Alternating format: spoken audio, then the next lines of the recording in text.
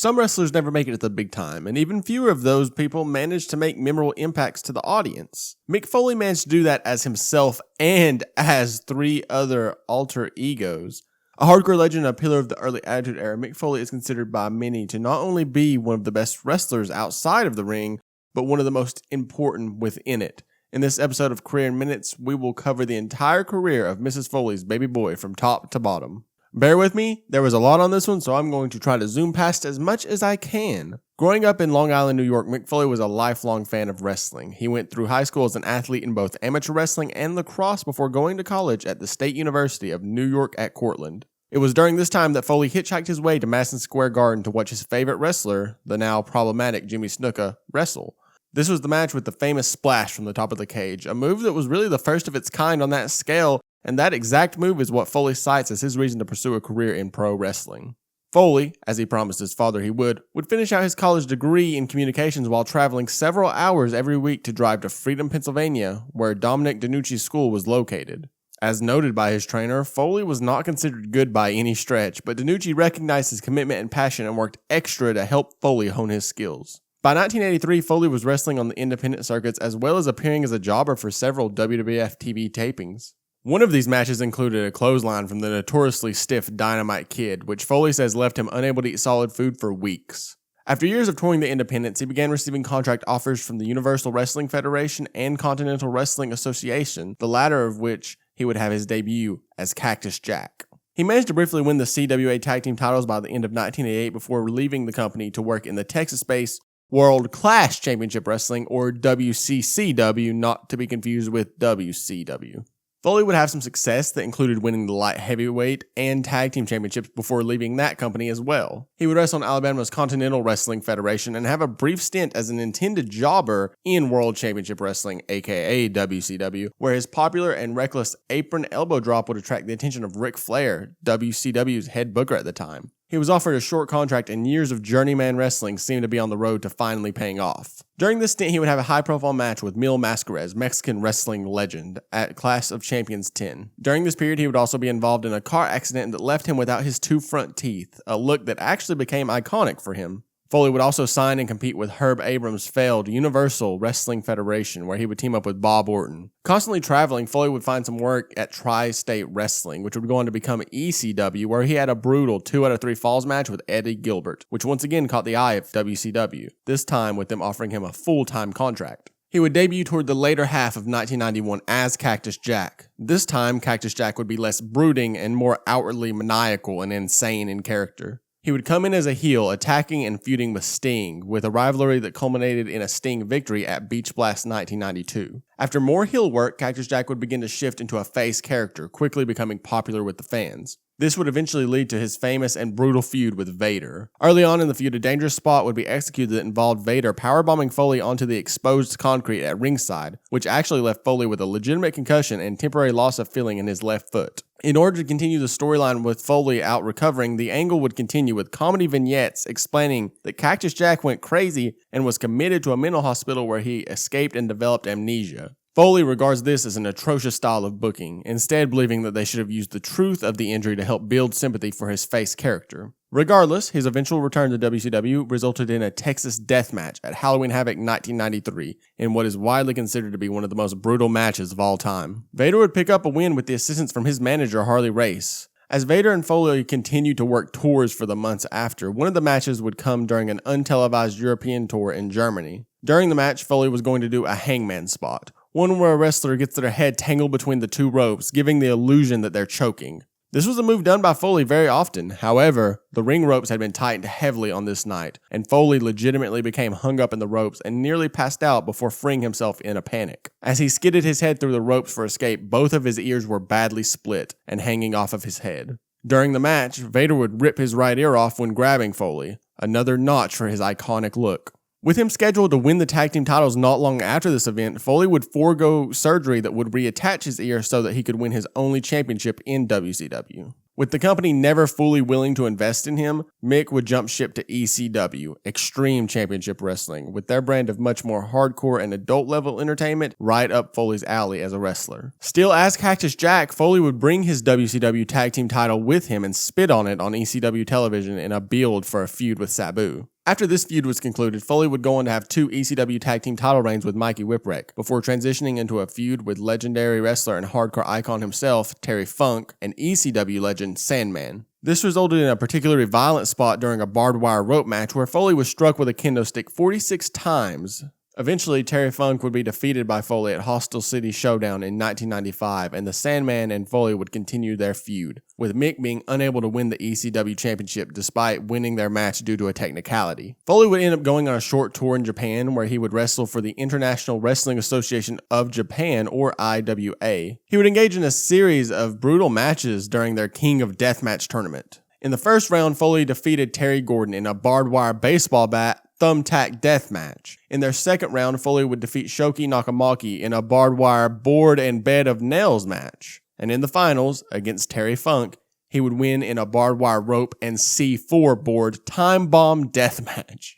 Foley's right arm would suffer a second-degree burn from the C4 explosions, a fact he would eventually have to admit to his wife, who kept asking what that terrible smell was that turned out to be his dying skin. Returning to ECW, Cactus Jack would turn heel and join Raven's stable, the Raven's Nest, where he would begin to praise the ECW competition, such as WWF and WCW, on their very show. This angered fans heavily, especially once rumors began to circulate that Foley was indeed headed to the WWF. He would have his final ECW match against Mikey Whipwreck, a match which he was concerned about due to the hostility of the audience. In the end, the crowd would actually chant, "Please don't go," to the leaving icon, a reaction that was unexpected and endearing. Jim Ross, who was then WWF head of talent relations, and who had known Foley since WCW, persisted to Vince McMahon, who was not a fan of Foley or the Cactus Jack character, to sign him to the WWF. Eventually Vince did, but insisted that they cover Foley's face. This would lead to the debut of Foley's most popular character, Mankind. He debuted in 1996 as a mentally deranged schizophrenic who lived in boiler rooms, would shout "Have a nice day," and enjoyed hurting himself. Foley would often actually spend nights in the boiler room or in confinement as a way to get into his character. He would immediately go into a feud with The Undertaker. This would lead to the first ever Boiler Room Brawl match, where the objective was to get an urn from Undertaker's longtime manager, Paul Bearer. After a brutal bout, as Undertaker was about to win, Paul Bearer would turn on him and align himself with Mankind instead. This would lead to Mankind becoming the #1 contender for Shawn Michaels' WWF Championship. He would lose the match at In Your House Mind Games to Michaels after interference from Vader and Undertaker. Mankind and Undertaker would then have the first ever Buried Alive match at In Your House Buried Alive, where Mankind and a group of heel wrestlers would end up burying The Undertaker. The rivalry continued with Undertaker beating Mankind at Survivor Series and then defeating Mankind at In Your House Revenge of Taker, where he would retain his WWF Championship, which he won at WrestleMania previously that year. After this, Mankind would turn face through a series of interviews with Jim Ross. During them, we would be guided through Mankind's journey into wrestling, including actual home videos of Foley as a child wrestling as a hippie character that he called Dude Love. At this time, Stone Cold Steve Austin and Shawn Michaels were the WWF Tag Team Champions, but Michaels suffered a major injury and would be sidelined for several years. Mankind kept asking to replace Michaels, but Stone Cold would refuse his help and call him a freak. This led to Austin defending the tag titles in a handicap match against the British Bulldog and Owen Hart. Midway through the match, a video package would play of Foley's new character, Dude Love, the same one that he would wrestle as a child. This led to the teaming of the two as he helped Austin retain the titles, but Austin would soon suffer a legitimate neck injury that left the titles vacant, and Dude Love needing to move into a new feud. He would engage in one with Hunter Hearst Helmsley, Triple H, where the two would be scheduled for a Falls Count Anywhere match. Before the match, Foley would have one of his most iconic promos of his career, as Dude Love and Mankind would discuss which one of them should go out to face Triple H in such a hardcore style of match, before coming to the agreement that it should be Cactus Jack, Foley's previous identity that he had never used in the WWF. Cactus Jack would defeat Helmsley in this match with a pile driver through a table. At the 1998 Royal Rumble, all three personas of Foley would actually enter into the Rumble in a famous moment before all getting eliminated. Terry Funk, friend and rival of Foley, would join the WWF as Chainsaw Charlie, where the two would team up and win the WWF Tag Team titles at WrestleMania 14 before being stripped of them the next night for storyline reasons. Foley would turn heel not long after this, claiming that the fans only cared about the up-and-coming Stone Cold Steve Austin. This would lead to Foley's Dude Love persona facing Austin for his WWF Championship at Unforgiven 1998, a match which Austin retained his title. Upset at Dude Love, McMahon demanded that he prove himself deserving of another shot, and he would have to take on his former partner, Terry Funk. He wrestled simply as Mick Foley for the first time and won, which led to Dude Love taking Austin on for the title, a match which Vince tried to skew in Dude Love's favor before The Undertaker came ringside to ensure that the match would be called fairly. Austin would retain and McMahon would fire Dude Love in storyline shortly after. This led to the return of Mankind, who would have the third ever Hell in a Cell match against Undertaker at that year's King of the Ring pay-per-view. This match would go on to become one of the most notable and infamous in wrestling history, as Mankind would perform two incredibly dangerous bumps. The first was being tossed off of the top of the 16-foot cell onto the table outside and then the concrete. There was no protective equipment to soften the blow, as the two did not clear this spot with Vince McMahon beforehand. Foley was actually terrified of heights and even lied to his boss about having already been on top of the cell for practice before the match started. The medical team would come out and attempt to take the seriously injured Foley backstage and call off the match, but Foley would fight his way back to the ring and climb the cell with a separated shoulder to continue the match. The next spot was an unplanned botch, where The Undertaker chokeslammed Foley on top of the cell and the cell panel gave way, causing Foley to fall another 13 feet onto the ring mat. Mankind would lose the match and conclude that storyline with The Undertaker. All in all, Foley suffered 2 missing teeth, multiple stitches below the lip, a dislocated jaw, a concussion, a bruised kidney, and a dislocated shoulder. After rehabbing injuries, Mankind would return to team with Kane and win the WWF Tag Team Championships. It was during this time that Mankind's character experienced a type of rebuilding, essentially becoming Foley's 4th character in all honesty, as Foley decided the crowd would get behind Mankind if he were more of a comedic act instead of a tortured soul. This would lead to Mankind attempting to befriend Mr. McMahon, including appearing in a hospital where Mr. McMahon was nursing injuries and introducing the world to Mr. Socko. Originally only meant to be a one-time joke, Mr. Socko became incredibly popular with the crowd, and Foley would begin using the sock puppet before applying his mandible claw finisher. Mr. McMahon began to manipulate Mankind into doing his dirty work, pretending to care for him and even creating the Hardcore Championship and awarding it to Mankind as the inaugural champion. A tournament to crown a new WWF champion was going on at Survivor Series 1998, where it appeared that McMahon was altering the tournament as a way to ensure that Mankind would win. Technically heel, though very popular, Mankind would take on The Rock, who was a face at the time, in the finals, with Mr. McMahon betraying Mankind in the end and aligning himself with the new WWF champion, The Rock. This would lead to a feud between the two, with Mankind constantly being screwed out of winning the championship from The Rock until January 4th, 1999. This was still in the Monday Night Wars, where the WWF and the WCW continued to battle against each other in the same time slot. Title changes were also very rare to see on television events, and news had gotten to WCW as to the WWF's plans to actually have Mankind win the WWF Championship that night. The WCW commentators attempted to spoil the ending of their competitor's show and even remarked how foolish it was to have Mick Foley win your world title, jokingly stating, "That'll put a lot of butts in seats." At this point, a large percentage of the viewers actually switched over to watch the WWF and to watch the Rock Mankind match,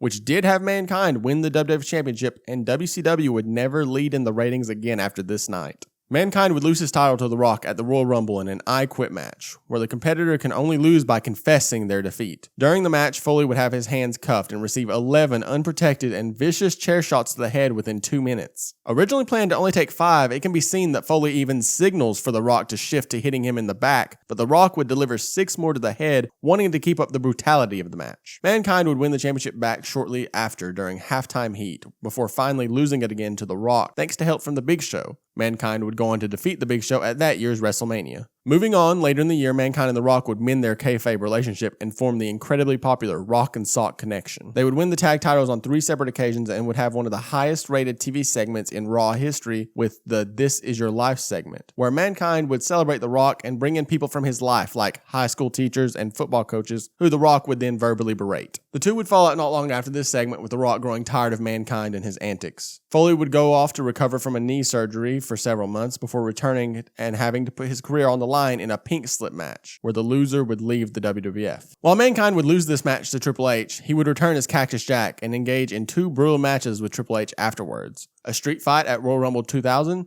and a Hell in a Cell match at No Way Out 2000. During the latter match, Foley took another big but planned and safe bump through the cell. This match would also have Foley's career on the line and he would lose, but due to the WWF wanting to replace Chris Jericho in the main event of WrestleMania 2000 due to his short stature compared to the other wrestlers in the match, Foley would replace him and participate in a fatal four-way match against Triple H, The Rock, and The Big Show. Foley would go into his first retirement after this match and would serve as the on-screen commissioner of the WWF under his real name instead of a character. This would last nearly a year before he would leave the company. After this, Foley would have appearances on the independent circuit for about 2 years, appearing even on Ring of Honor where he would often guest referee, and even had small feuds with Samoa Joe and CM Punk, often teasing a return to the ring for the company but never actually doing so. He would often do ECW reunion shows such as Hardcore Homecoming, but would actually have his first match back at Wrestle Reunion where he lost a tag team match against the Midnight Express before returning to the WWF, now known as the WWE. Originally coming back in mid-2003 to be presented the now retired Hardcore Championship as Celebration, he was attacked by Evolution members Randy Orton and Ric Flair. This would lead to Foley being a surprise entrant in the 2004 Royal Rumble where he targeted Orton and quickly eliminated him along with himself. The Rock would return to reform the Rock and Sock Connection to face Evolution's Orton, Flair, and Batista at WrestleMania 20. They would lose this match, and Foley, as Cactus Jack, would go on to have a brutal hardcore match with Orton at Backlash 2004, where Orton won and retained his Intercontinental Championship in a critically acclaimed match. He would go absent from in-ring competition, serving as a commentator at WWE's revival of ECW, known as One Night Stand 2005. Foley would eventually participate in a match at Taboo Tuesday 2005, where the fans got to vote which version of Foley would face Carlito in the match, with the fans selecting Mankind. He would win this match and then go on to serve as a guest referee in the WWE Championship match between Edge and John Cena. With Cena winning, an irate Edge would attack Foley to set up for their match at WrestleMania 22, where both men would end up bloody, covered in thumbtacks, and suffering from second-degree burns. After losing, this would lead to a heel turn for Foley, who was impressed by Edge and aligned himself with him for a tag team match at ECW One Night Stand 2006. After this, real-life animosity between Ric Flair and Mick Foley, both who wrote negative things about one another in their respective books, was turned into a storyline which led to Ric Flair winning both a 2 out of 3 Falls match at Vengeance 2006 and then an I Quit match at SummerSlam 2006. He would make some sporadic appearances, such as participating in a WWE Championship match at Vengeance 2007 and in the 2008 Royal Rumble, but would grow frustrated with the fact that the WWE wanted him to become a SmackDown commentator and he did not enjoy the position. He let his contract run out with the WWE and quickly signed with TNA Wrestling. At the time, the only halfway competition to the WWE, and it still wasn't even close. He would use his first promos to make negative comments about the WWE and Vince McMahon before announcing that in storyline he had become the co-owner of TNA. He would have his first match teaming with AJ Styles and Brother Devon to defeat Kevin Nash, Booker T, and Scott Steiner at Genesis 2008.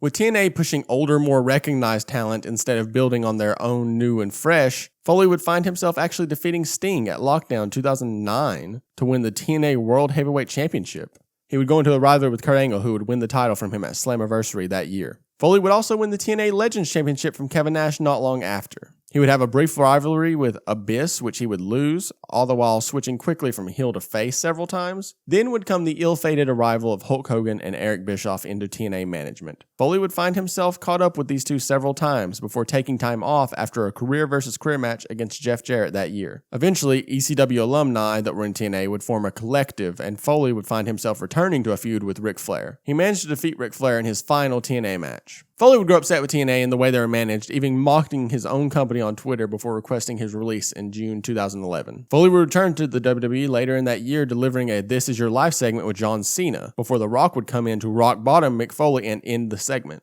Foley would then participate in the 2012 Royal Rumble in his last match as an active wrestler. He would go on to serve as temporary general manager of both Raw and SmackDown and found himself in a feud with CM Punk and also handpicked a Survivor Series team to take on Dolph Ziggler's team, where his team would fail to win. Foley would originally be planned to engage in a feud with Dean Ambrose, who was supposed to debut and have a match at SummerSlam 2012, but doctors refused to medically clear him and recommended he never wrestle again. He would officially retire afterwards. Foley would be inducted into the 2013 class of the WWE Hall of Fame by his longtime friend Terry Funk. He would go on to have a few sporadic appearances before being appointed as general manager of Raw in mid-2016. While his run would lead to the introduction of new championships for the brand and even the formation of Sheamus and Cesaro as a tag team, much of the run would be centered around Stephanie McMahon as the head of Raw, berating and demeaning him and his decisions. Early in 2017, this would result in Stephanie's decision to fire Foley from his post. Foley still makes guest appearances even now, with his last appearance as of this video being when he was attacked in July 2019 by The Fiend. Outside of wrestling, Foley has found great success as an author, both of his own memoirs and his children's books, and his charity work, and will presumably continue to do so moving forward. Foley was not a conventional star, and was probably never destined to become so iconic, but seemed to play a major part in multiple industry-shifting moments that cannot be discussed or watched without his presence. One of wrestling's few good guys in and out of the ring, Mick Foley's impact on wrestling, and particularly the Attitude Era and hardcore wrestling in general, cannot be understated. Stars like The Undertaker, The Rock, and Stone Cold benefited heavily from his involvement in their careers, and future stars like Randy Orton and Edge owe much of their run to superstardom to Foley's selflessness later in his career. That does it for Foley's career retrospective. Remember to like, comment, subscribe, and don't forget to... Have a nice day!